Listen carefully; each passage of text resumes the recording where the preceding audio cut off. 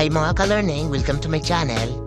Ituturo ko po sa inyo kung paano magbayad sa home credit using GCash. Tara, simulan na natin. First, open natin ang GCash natin.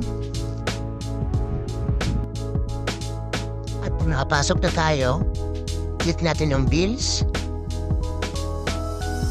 And after, click natin yung loans.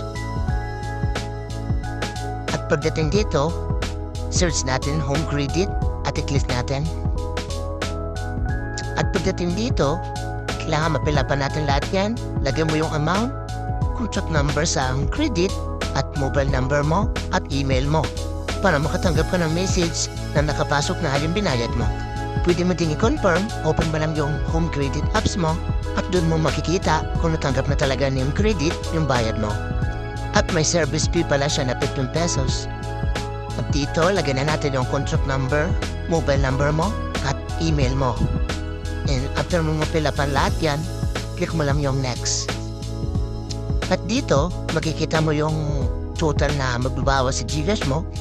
At pag hindi ka pa sigurado or may changes ka, click mo lang yung arrow left, malapit sa previous.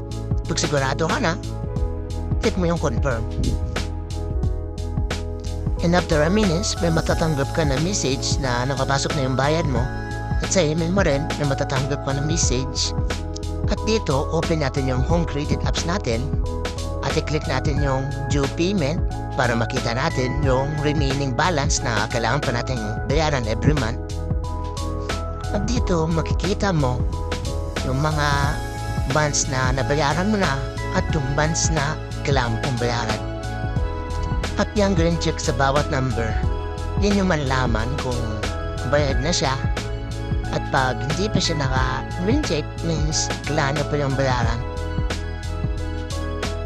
Hanggang dito lang mga ka-learning. Then sa muli, paalam!